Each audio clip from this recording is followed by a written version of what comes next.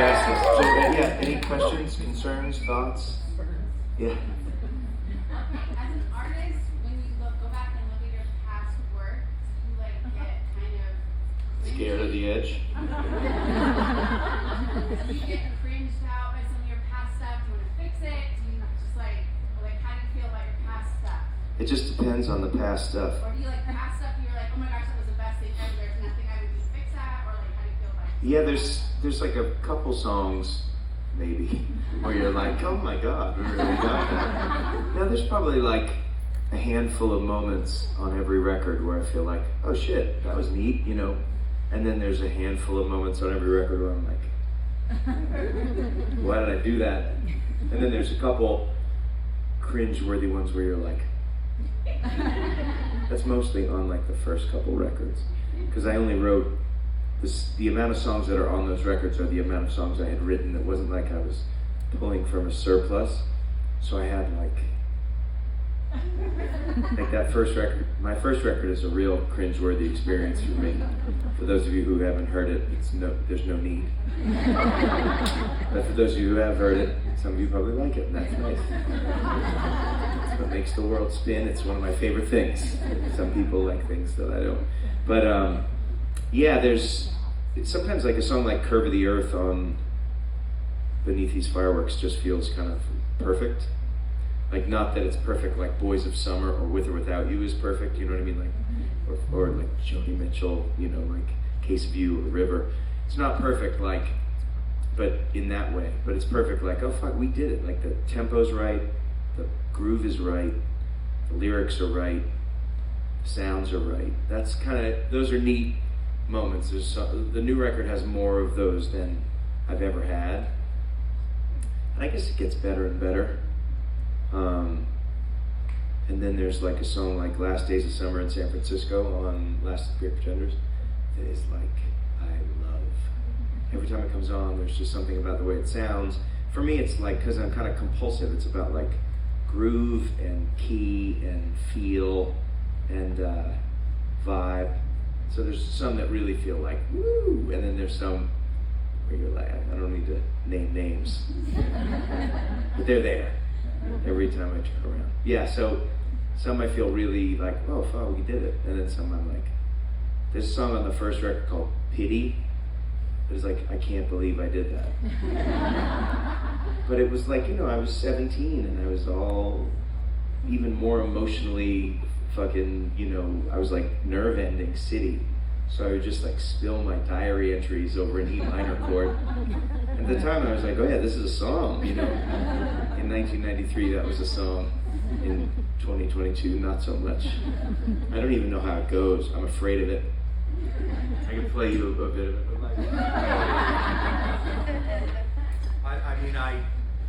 And then I had this sort of, like, oh my God. Here we go. This is funny. Hold on. It's like, that whole record has been so dark. It's like starts like that, which is the Indigo Girls' Kid Fears, you know?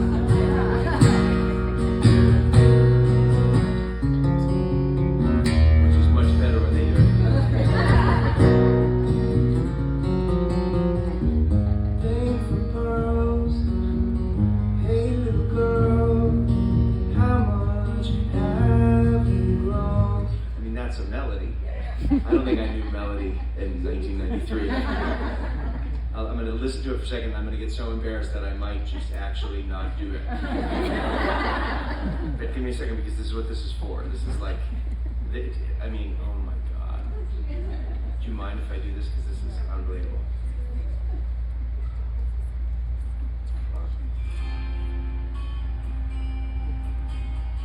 I mean, it sounds like Kid Fears.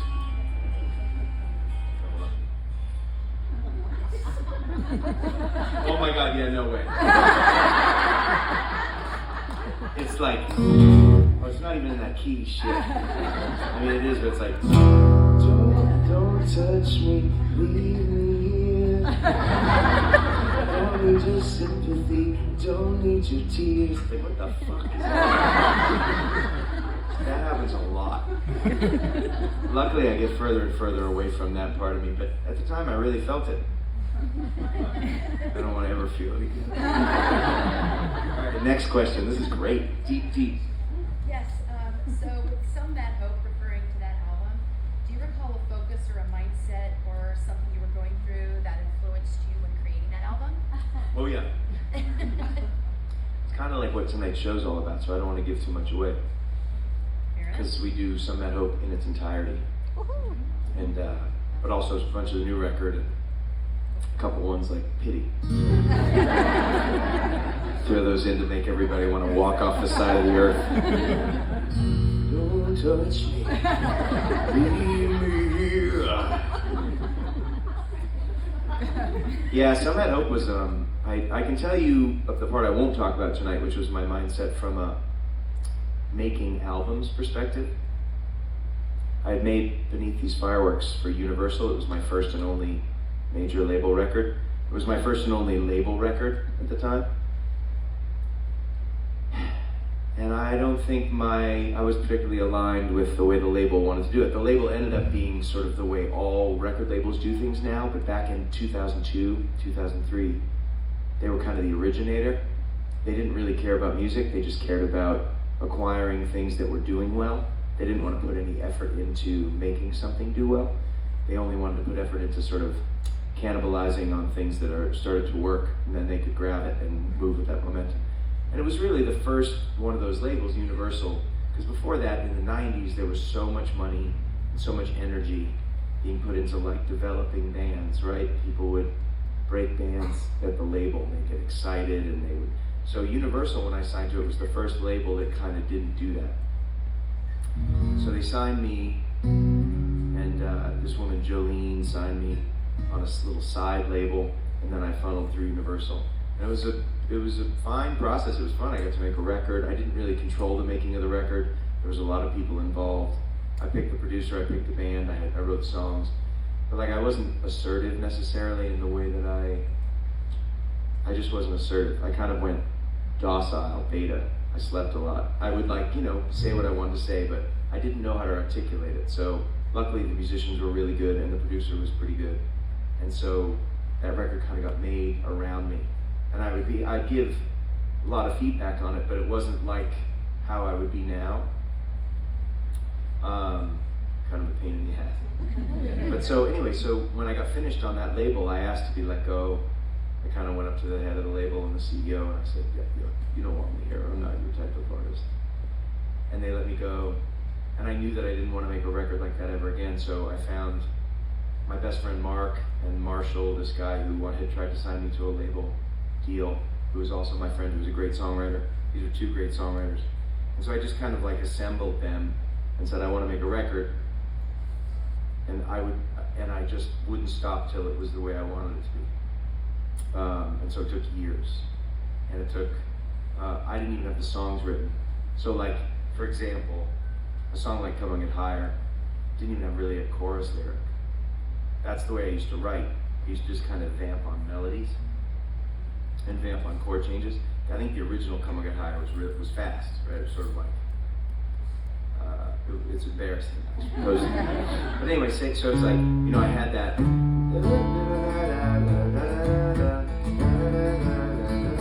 had that melody, but I didn't have lyrics. So for 2.5 years, the song sat kind of like in different versions of recorded. We would record it like full band, rockin'. Happened with a song called I Saw It Too. I Saw It is kind of a slow song, right? It goes like, it's amazing, the look in your... But when it started, it was like... and then it was like and we had this kid, Josh Freese, play drums. But that was the way we used to do it, because I thought that was the way U2 does it.